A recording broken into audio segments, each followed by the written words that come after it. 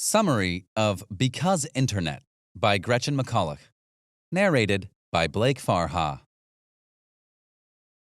Introduction. Language is the world's most ongoing project, and the Internet is making our language change faster than ever before. With numerous apps, forums, and social media platforms, Internet conversations are structured accordingly to keep up with the times and constant changes. Because of these changes, Gretchen McCulloch sought to discover why Internet language has become what it is today. According to McCulloch, your age and how you were introduced to the Internet can determine how you communicate online. For instance, some prefer to use capitalized LOL over lowercase LOL, while some generations can have entire conversations using only emojis. We're writing informally more than ever, which means that the basic rules of grammar and syntax are radically different. Throughout this book, you'll learn how Internet culture has changed our language and how emojis and memes have allowed us to perfect our online communication with one another. Chapter 1. Informal Writing. When you think about writing, what do you think of? Likely your mind might go to books, newspapers, articles, magazines, and probably even those school essays you wrote that tried to emulate them. As a whole, we learn how to write through such mediums, and we're taught to fear the red ink or make any spelling and grammatical mistakes. Writing involves following a set of rules, but times have certainly changed. With the rise of the Internet and mobile devices, we've seen an explosion of writing by normal people. In today's society, writing has become a vital conversational part of our lives. We write all the time now, and a large part of our writing is informal.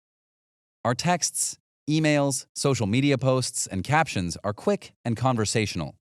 I mean, you don't have a copy editor checking your spelling and grammar before posting that Facebook post, do you? This explosion of informal writing has changed the way we communicate. Think about it. We've always known the difference between formal speech and informal speech. Formal speech is heard in speeches and on the news, whereas informal speech is heard in everyday conversation. As a society, we've been shortening words for centuries, but still maintain meaning. So how do we accomplish this in writing? For instance, when saying the word usual or casual, many people shorten these words simply by saying the first syllable. But how would you write this? Do you write YOOJ, UZH, or CAZJ? How to write out these shortenings is unclear, but in speech, everyone understands and just moves right along. However, acronyms are the perfect example of how we have shortened language in our informal writing. Acronyms allow us to reduce the number of letters we type, but not necessarily the number of syllables. For example, I dunno would be appropriate for speech, and IDK is efficient in writing. Both versions, however, have the same amount of syllables. Additionally, we've introduced visuals into our writing, which contributes to the informality of writing as well. If you were to observe people conversing with one another in a coffee shop, what might you see? Likely, you'll observe people using their hands and gesticulating when talking. When speaking informally, we use our hands and our bodies frequently because it helps us convey our message. For instance, when expressing sarcasm or annoyance, a teenager might roll their eyes. Nowadays, we do the same in our writing through the use of GIFs, memes, and emojis. This evolution goes to show how we no longer accept the rules of writing as prescribed to us by society's language professionals. Instead, we create our own rules. This evolution of language has created a gap between those who use the Internet frequently and those who don't. But through this book, we can learn how to bridge that gap. Chapter 2. Language and Society. No matter where you live or what language you speak, there are probably areas in the same country as you who pronounce words differently or use different dialects. For instance, in the United States, you'll likely hear a person in the South refer to a group of people as y'all, as in, what are y'all doing today? However, as you travel farther north, you'll probably hear, what are yous guys doing today? People communicate differently all around the world, even the people in your own country. But why is this? With the introduction of the Internet, answering this question has become a whole lot easier. Before, linguists had to send out surveys and observe conversations to study this phenomenon, which was both time-consuming and didn't produce accurate results. But today, linguists have access to the Internet, which gives them an endless supply of resources to analyze language and how people communicate with one another. So why do we speak differently? First, we're largely influenced by our networks. In other words, we adopt certain slang and dialect as we observe the language by our friends and family. For instance, family dialects can be adopted by cute words that kids say when they're too young to pronounce words correctly. Like Queen Elizabeth II, who was apparently nicknamed Gary when Prince William was unable to say granny yet. However, our language is largely influenced by our peers when we are at one of the most critical stages of life, teenagehood. High school is a place where we observe just about everything about our peers, including the vowels they use. In a 1980 study, linguist Penelope Eckert observed schools in Detroit where people pronounce the word bus differently. She noted how those that identified as burnouts, who were apathetic about their social status, pronounced the word as boss, due to the street-smart connotation that pronunciation had. However, the jocks of the school pronounced the word like bus. Despite all the students living in the same neighborhood, their networks were different and influenced the way they talked. Throughout our lives, our networks are likely to change. So how does the internet play a role in the way you speak? According to a study done by Leslie Milroy, our networks are also composed of strong and weak ties. Strong ties refer to our close relationships with friends and family, whereas weak ties refer to our relationships with casual acquaintances. Milroy concluded that weak ties lead to more frequent linguistic change because of the speaker's exposure to numerous ways of talking. As you may know, the internet is a hub of weak ties as we follow people we don't know in person on platforms such as Twitter and Instagram. Therefore, we expand our networks and become susceptible to frequent linguistic change. Chapter 3. Internet People. What was your childhood like? Did you have a home computer? How did you contact your friends? Did you walk to their house, call their home phone, or send them a quick text? How you communicated as a child says a lot about your communication habits today. For instance, perhaps you belong to the first group called Old Internet People. This group of people consists of those who were online when the internet was still in its infancy. They are the most influential in the development of internet language because of what linguist Sally Coco Mufwene considers the founder effect.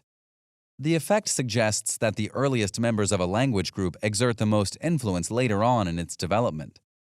Old Internet people are distinguished as those with a high level of computer literacy.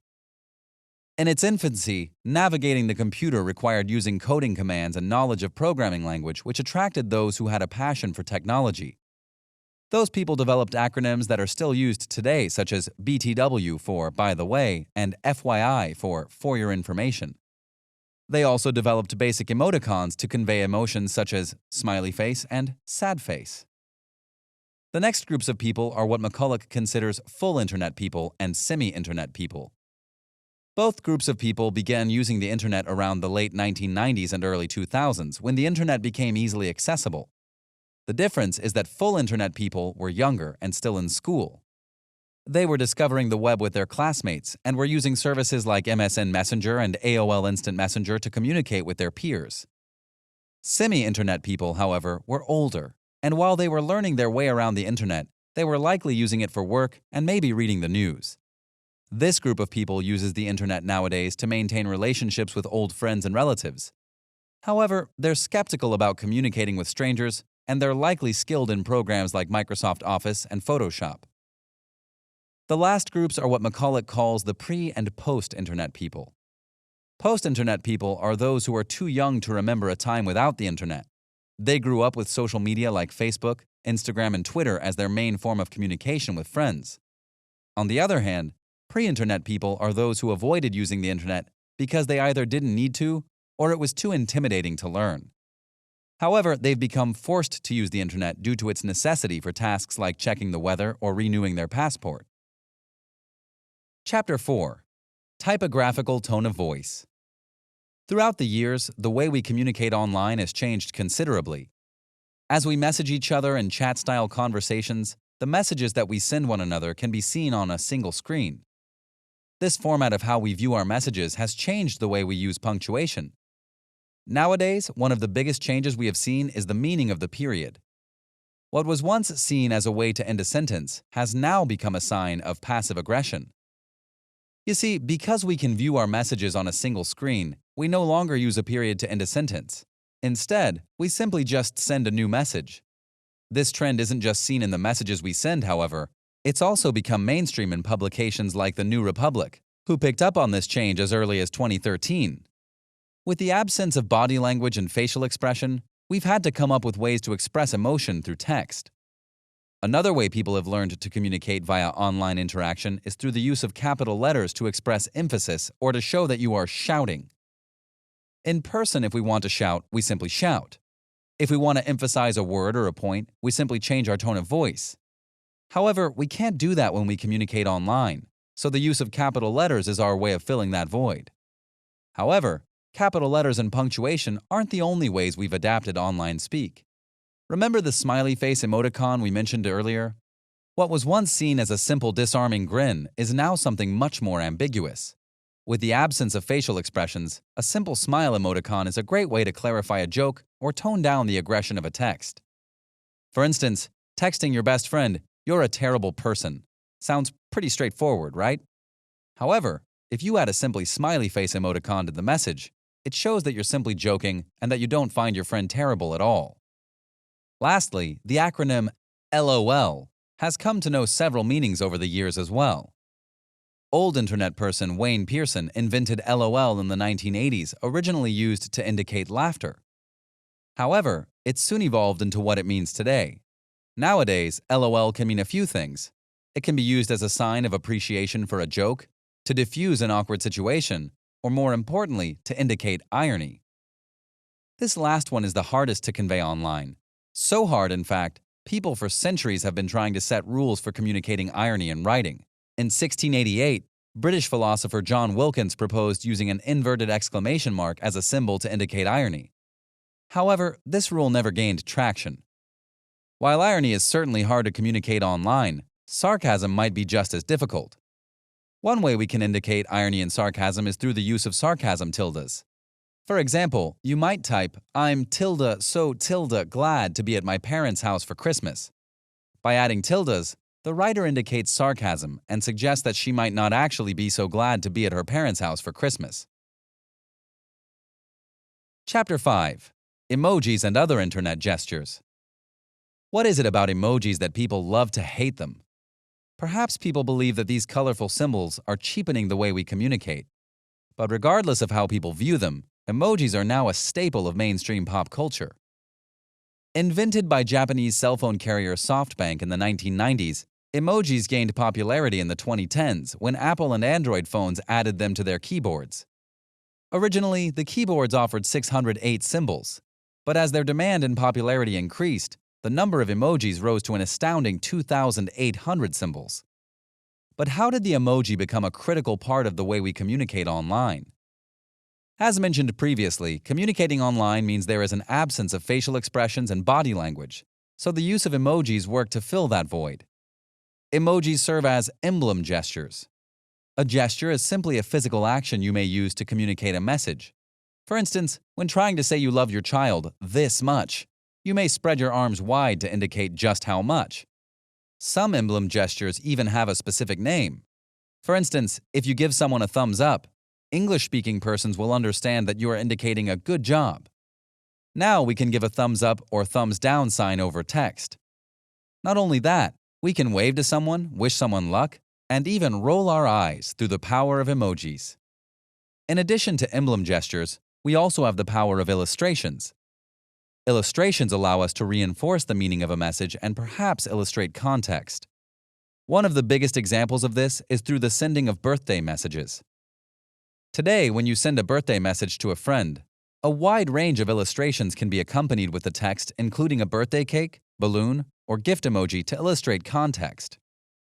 Additionally, many emojis like the confetti or heart emoji can also be added to show excitement and love for another person.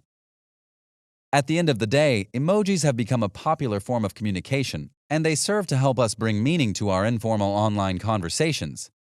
They allow us to communicate online and convey humor, irony, and sarcasm despite the absence of facial expressions, body language, and tone of voice.